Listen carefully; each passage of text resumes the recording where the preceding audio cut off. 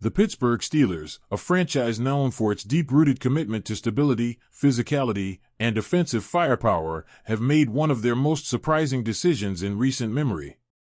By trading wide receiver George Pickens to the Dallas Cowboys in exchange for a 2026 third-round draft pick and a pick swap on Day 3 of the 2027 NFL Draft, the Steelers have not only moved on from one of their most electric playmakers but have also hit the reset button at one of the league's most essential positions. This was not just a trade, it was a statement.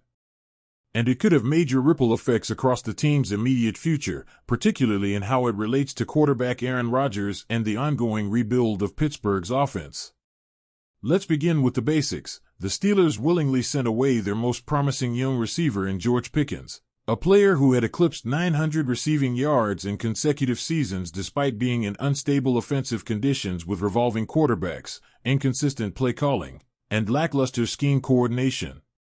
While his relationship with the coaching staff had its ups and downs, no one questioned his on-field talent, particularly his ability to win contested catches and stretch the field vertically.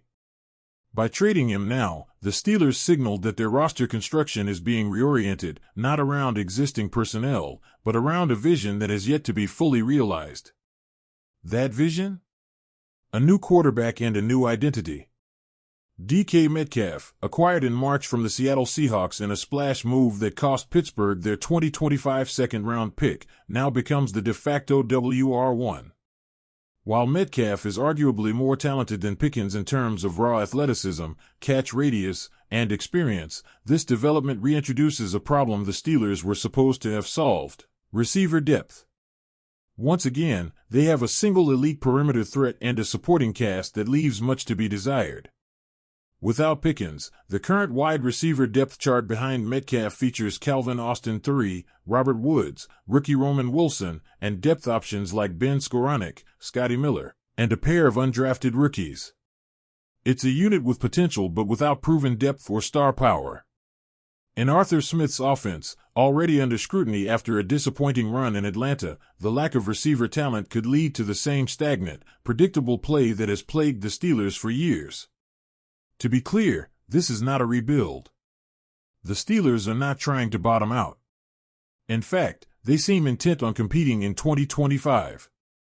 But the trade of Pickens suggests a longer-term strategy is in place, one that prioritizes flexibility in next year's draft, which conveniently will be held in Pittsburgh, the possibility of acquiring a franchise quarterback, and possibly, if Rodgers signs, a short-term championship window. The possibility of Aaron Rodgers signing in Pittsburgh remains the elephant in the room. Reports continue to swirl about the mutual interest between the two sides. Rodgers has met with the team, thrown to DK Metcalf in private sessions, and maintained ongoing dialogue with the front office. Yet, as of now, he remains unsigned. This has placed the entire organization in limbo.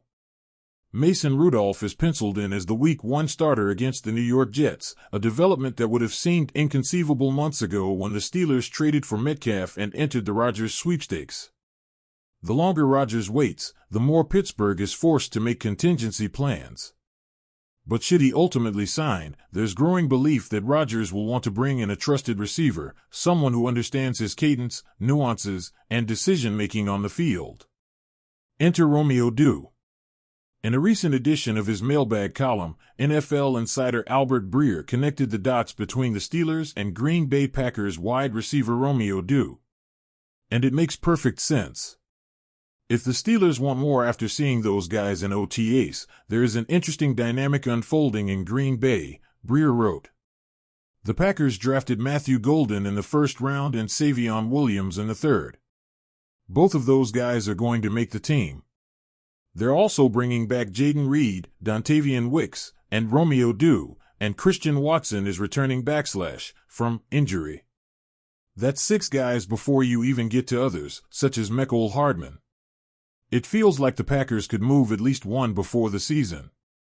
And Doubs and Watson were around Aaron Rodgers as rookies. Rodgers spoke highly of Doubs back then. So if you put the pieces together, maybe there's a match. Breer's analysis points to several realities. First, the Packers' receiver room is overloaded with young, promising talent. Second, Dew is entering a contract year and could be viewed as expendable. And third, he already has a built-in rapport with Rodgers, something the Steelers desperately need if they want to hit the ground running in 2025. Dew's profile as a receiver is somewhat unique. He's not a WR1. He doesn't put up gaudy yardage totals or rack up highlight reel plays. But he plays a very specific and important role, particularly in Rodgers-led offenses. In Green Bay, Dew often operated as the sacrificial X receiver, running vertical routes that help stretch the defense and open up underneath and intermediate passing lanes for players like Devontae Adams and Aaron Jones. His ability to clear space, make timely contested catches, and execute within the system made him valuable to Rodgers. With 600-plus yards in each of the past 2 seasons and 6 total touchdowns, Dew is a productive, efficient, and versatile piece, one who could thrive as a WR2 or WR3 in the right situation. His cap hit in 2025? Just $3.5 million. For Pittsburgh, that's an affordable gamble with potential high-end upside. And while Dew's skill set might appear redundant next to DK Metcalf, both are boundary receivers who win with physicality. There's something to be said for familiarity.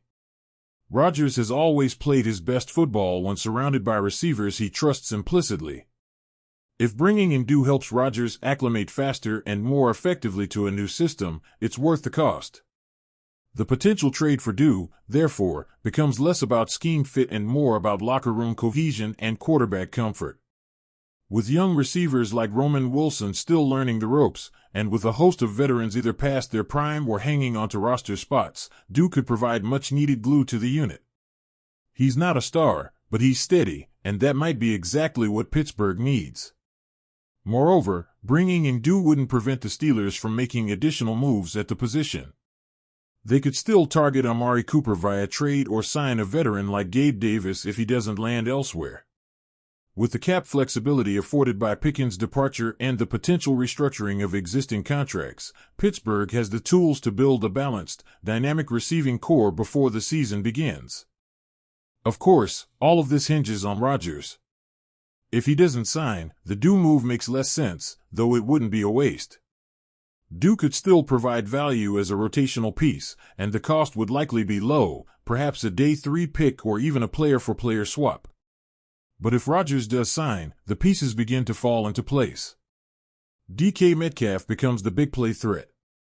Dew, the reliable technician. Calvin Austin, the gadget player. Roman Wilson, the developmental future. It's not a super team. But it's a unit with depth, versatility, and familiarity. In the end, the Steelers' decision to trade George Pickens is not a sign of decline, it's a sign of intent. They are building something. Something bold. Something calculated.